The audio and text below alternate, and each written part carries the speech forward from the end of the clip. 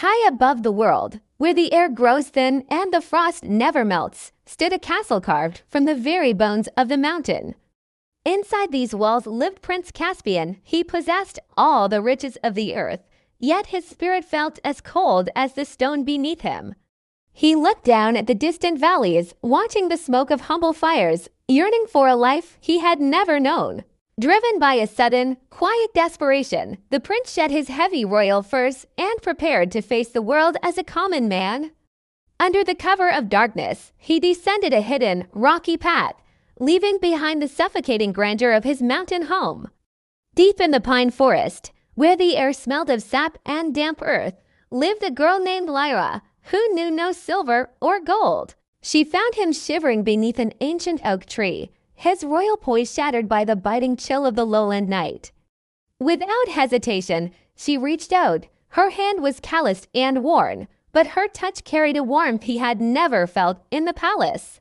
By a small fire, she shared what little she had. To the prince, this humble spark was brighter than any chandelier in the great hall. In the weeks that followed, Caspian returned often, bringing gifts from the mountain that Lyra had only seen in her dreams. Yet, Lyra gave him something far more precious. She taught him to read the language of the forest and the secrets of the soil. They spent hours under the vast tapestry of the stars, sharing stories that bridged the gap between a throne and a thicket. But the seasons changed with a cruel swiftness. A ferocious winter storm descended, threatening to bury the world in a shroud of white. At the palace, the heavy gates were slammed shut, locking the nobility away from the suffering of the valley below. Caspian knew Lyra's cabin could not withstand such a storm. Ignoring the queen's commands, he mounted a great elk and rode into the gale. He found her cabin in ruins, the roof caved in by the weight of the ice. Lyra lay shivering, her strength fading.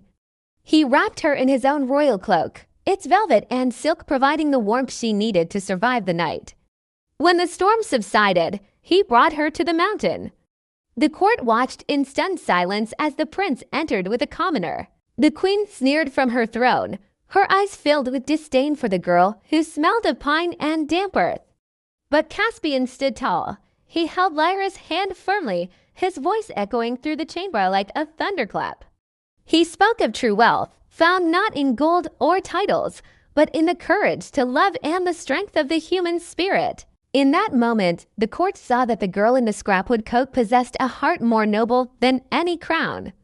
The prince and the forest girl became the heart of a new kingdom, where compassion was the highest currency. For they had learned that while mountains may reach for the sky, it is the love we share that truly elevates us. Prince Alaric stood upon the high marble balcony, watching the city breathe while he remained a prisoner of status.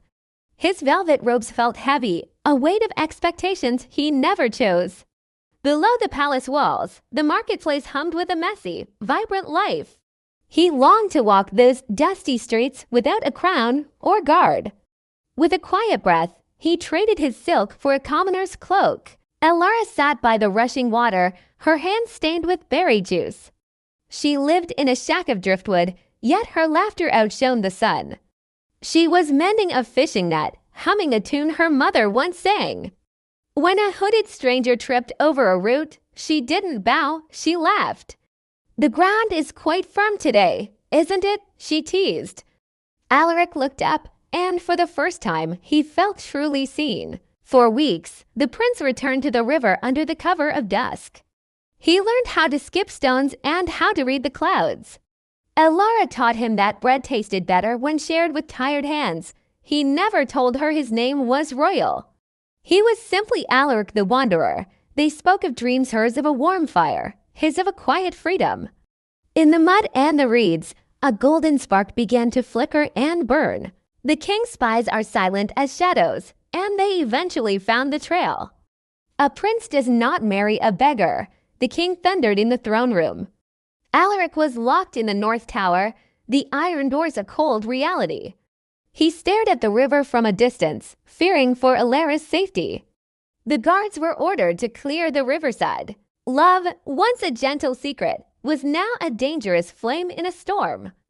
Elara stood her ground when the soldiers came to burn the shacks. "I do not fear men who hide behind shields," she cried out bravely. Alaric used his wit to bribe a sympathetic page. He descended the tower using a rope of tapestries, tearing his noble skin. He reached the river just as the torches were raised against her home. He stepped between the steel and the girl, throwing off his hood. "If you strike her, you strike the future of this realm," Alaric commanded. The soldiers knelt in the mud, frozen by the authority in his voice. He took Alira's hand, dirty and trembling, and kissed it before the world. Choosing love over status, they began a journey toward true freedom together. In the heart of the vast, golden desert, the gilded tower rose like a needle of light. Its glass floors reflected the swirling incense of a world kept apart from the sun-scorched earth. Inside, Prince Zayn spent his days lost in the silence of ancient scrolls. His life was a quiet melody of luxury and isolation, lived far above the bustling streets and the common people.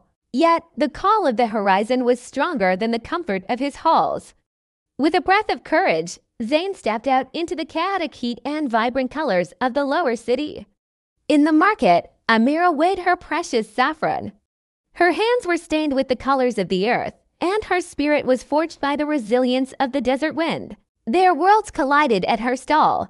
Zayn found himself mesmerized by her sharp, hawk-like gaze, a look that seemed to see right through his fine silks to the man hidden beneath. He reached out, his hand hesitant, as he purchased a single pouch of spice.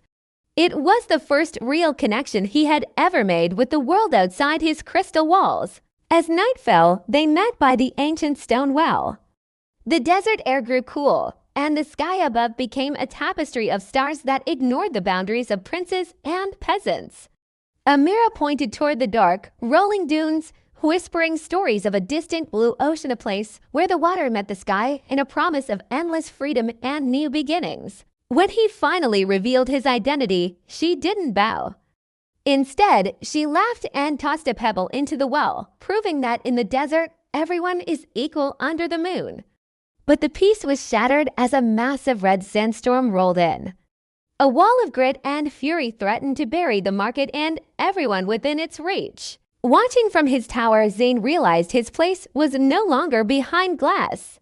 He shattered the window, leaping down into the storm to face the elements he once only observed.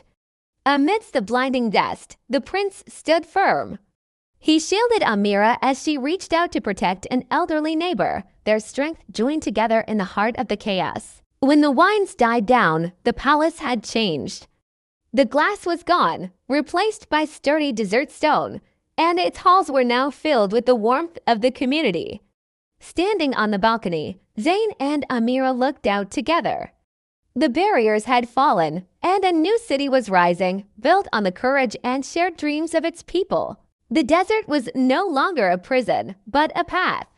And somewhere beyond the dunes, a wooden ship finally set sail toward that blue ocean they had once only imagined.